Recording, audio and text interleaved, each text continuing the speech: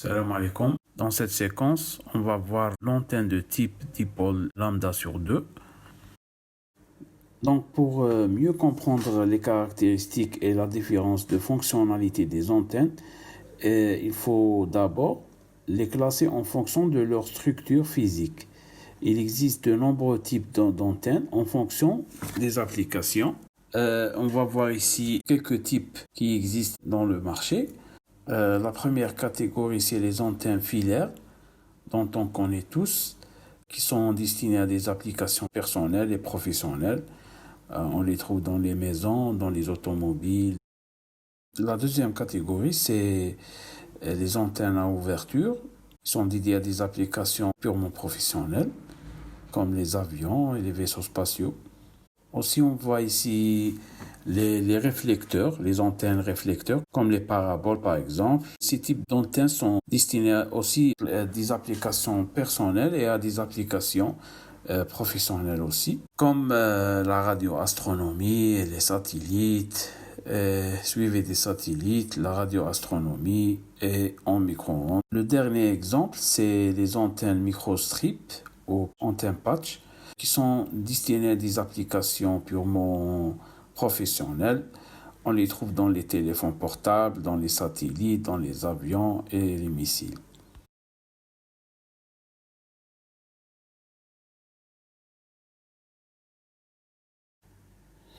Pour définir les antennes dipôles, il faut tout d'abord définir ce que ça veut dire un dipôle. Un dipôle, c'est une ligne de transmission.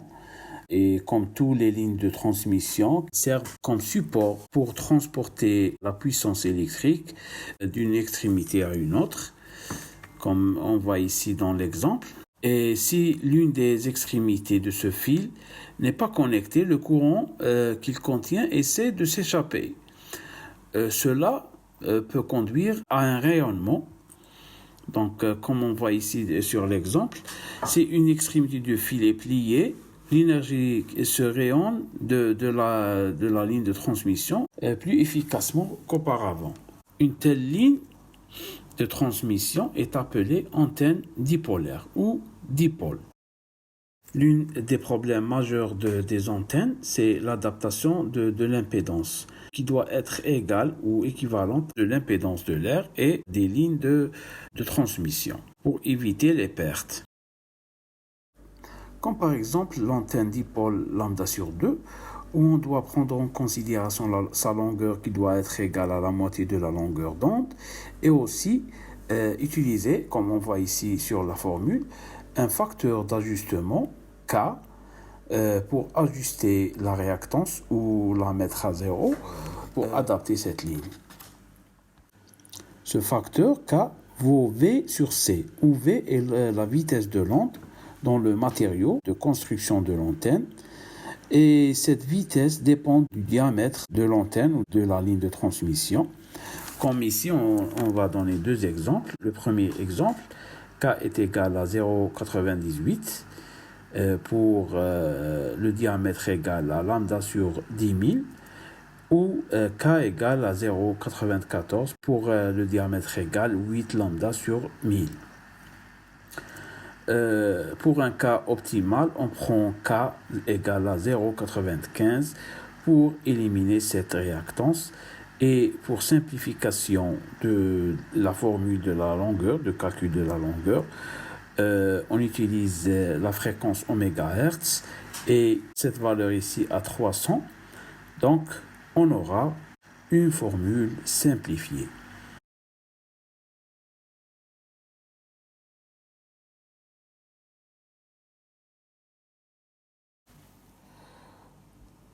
Le bord du dipôle a une tension maximale. Cette tension est de nature alternative.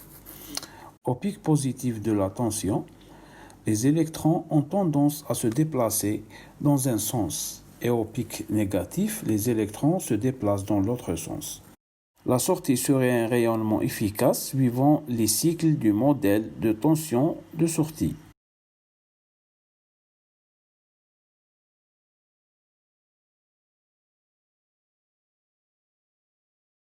Considérons un dipôle dans un repère à coordonnées sphériques placé sur l'axe des Z.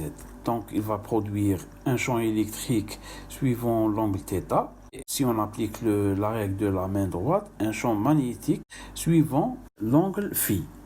Donc les formules produites pour un champ lointain sont établies ici. Un champ électrique suivant θ et un champ magnétique suivant φ. Où cette partie de la formule s'appelle la fonction caractéristique.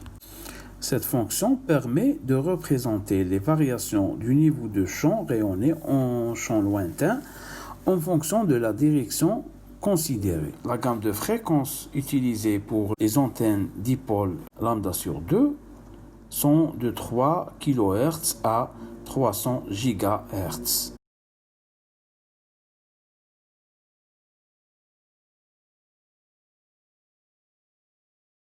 Le dipôle demi-onde produit des ondes qui transportent la puissance dans le champ lointain.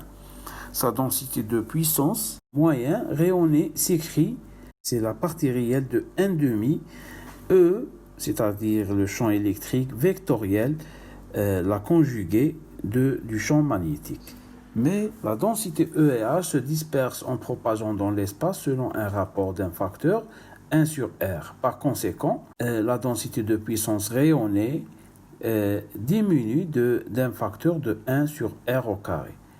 Et ceci pour toute antenne de champ lointain. Mais lors du traçage ou de la mesure des diagrammes des antennes, nous nous intéressons à la puissance rayonnée. Et pour cela, on doit éliminer sa dépendance à la variable R. Pour cela, on va nous intéresser à l'intensité de rayonnement, qui est un paramètre invariant de R. Comme on va sur sa formule, c'est la densité de puissance multipliée par la variable R au carré. Et pour un dipôle lambda sur 2, sa formule se simplifie comme on voit ici.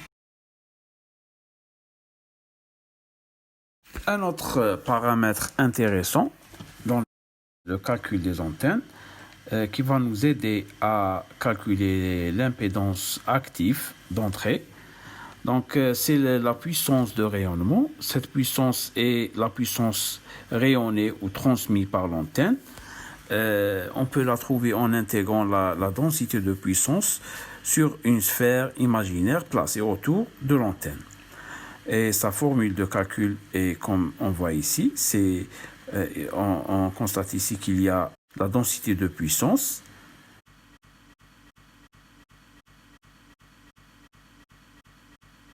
et pour une antenne dipôle demi-onde, sa formule se simplifie comme on voit ici.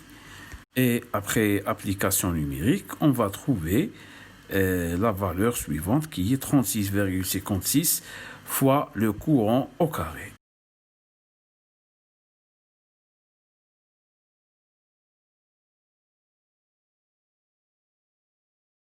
Maintenant, on va calculer l'impédance d'entrée de l'antenne dipôle demi-onde. La résistance d'entrée peut être trouvée comme suit. Donc, pour cette antenne, on va utiliser la puissance rayonnée ou transmise calculée précédemment. Donc, on sait que la puissance vaut 1,5 R I au carré. Donc, en substituant R, on va trouver la valeur de l'impédance d'entrée active. Et comme on a dit précédemment, le calcul de l'arrêt actif, donc on va avoir la totalité de l'impédance, la partie active, la partie réactive, qui vaut 42,5. On constate ici que l'impédance, elle est inductive. Donc, comme on a dit au début de cette séquence, en jouant sur la longueur de l'antenne, on va trouver une fréquence de résonance qui va faire passer cette réactance à 0. En final, on aura une impédance proche des lignes de transmission, des câbles coaxiales par exemple, qui sont de l'ordre de 75 et on va avoir une adaptation entre l'antenne et la ligne de transmission.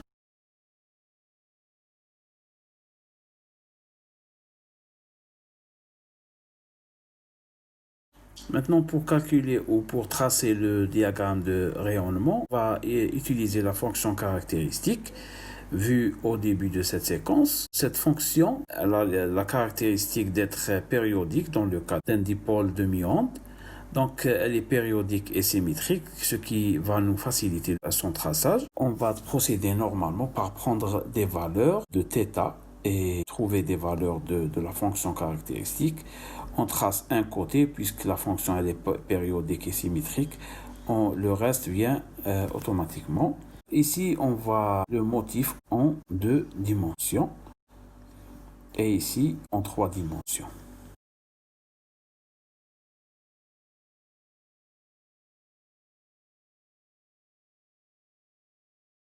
La directivité d'une antenne est une mesure de la quantité de puissance qu'elle concentre dans une direction donnée par rapport à une antenne isotrope ou un rayonnement isotrope.